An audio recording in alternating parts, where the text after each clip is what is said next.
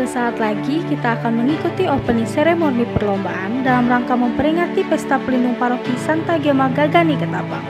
Kegiatan ini diselenggarakan oleh OMK dan KKMK Paroki Santa Gema Galgani Ketapang. Selamat menyaksikan!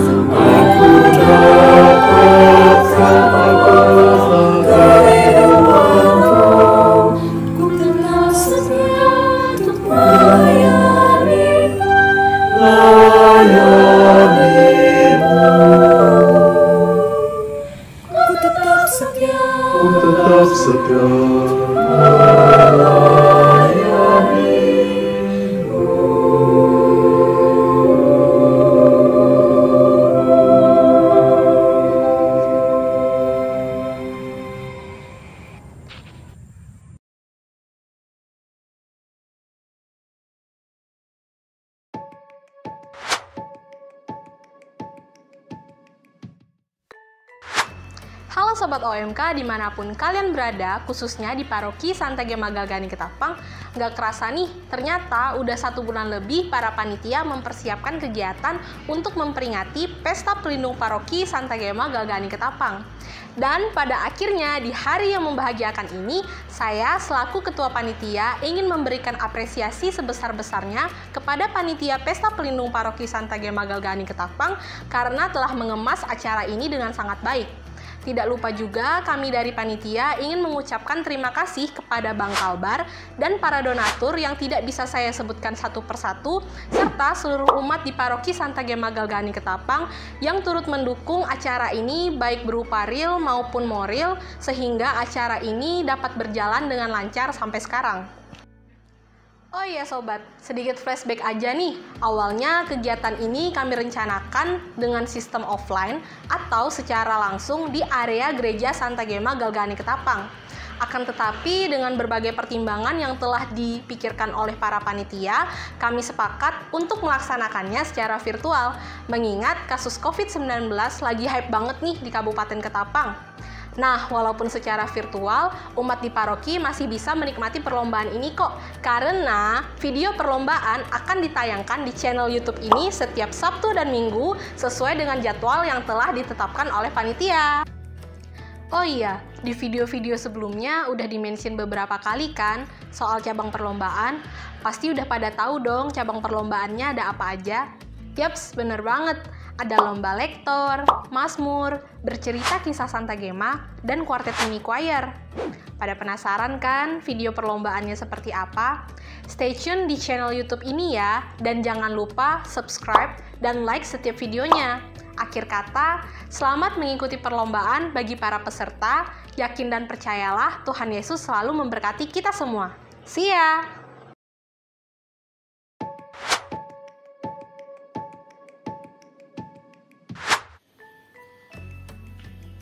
Bapak Ibu umat Katolik Paroki Santa Gema yang terkasih, para suster, bruder, pastor, serta kaum muda Katolik yang kami banggakan. Salam sejahtera untuk kita semua. Pada bulan Juni tahun 1946, 3 orang misionaris pasionis asal negeri Belanda berlayar ke Indonesia untuk menjadi misionaris di Tanah Kayong, Ketapang kita sekarang ini.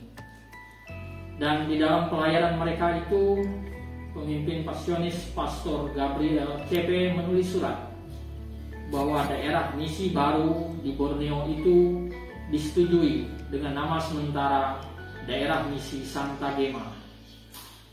Dalam sejarah perkembangannya kemudian di Keuskupan Ketapang pada 10 Juni tahun 1962 dilakukan pemberkatan gedung Gereja Katedral Santa Gema Galgani, pelindung misi Ketapang.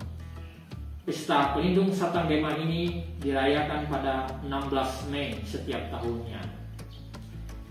Tahun ini, tahun 2021, kita masih berada dalam masa pandemi, sehingga kegiatan-kegiatan yang biasa dilaksanakan untuk merayakan pesta pelindung ini tidak dirayakan seperti biasanya di masa normal. Peringatan tahun ini dilaksanakan dalam bentuk virtual dengan bantuan perangkat dan kemajuan teknologi. Pelaksanaan peringatan pada tahun 2021 ini dirancang, diorganisir, dan dilaksanakan oleh kelompok orang muda Katolik atau OMK dan juga oleh kelompok karyawan muda Katolik.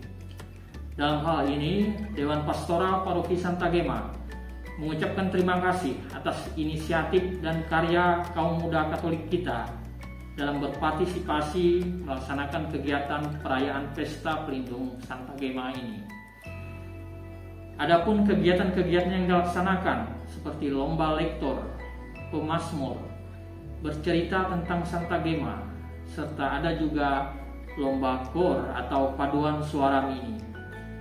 Kami dari Dewan Pastoral Paroki mengharapkan dukungan dan partisipasi dari semua, khususnya dari kelompok-kelompok kategorial dan lingkungan-lingkungan, yakni dengan mengikuti lomba-lomba yang dilaksanakan oleh OMK dan KKMK kita itu secara virtual.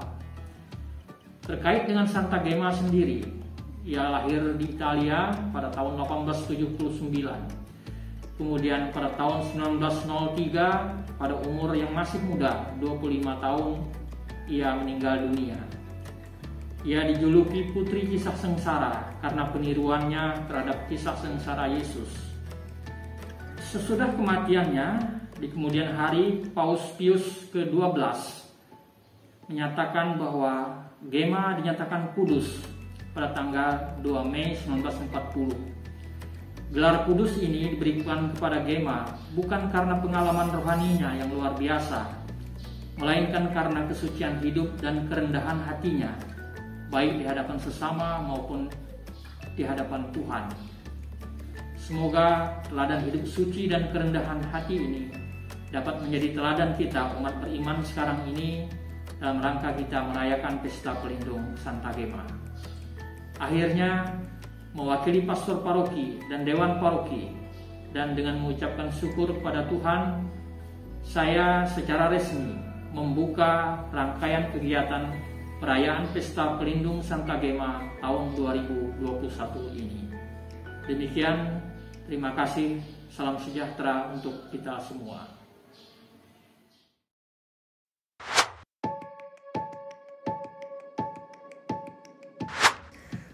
Saudari dan saudaraku yang terkasih, salam damai sejahtera untuk kita semua.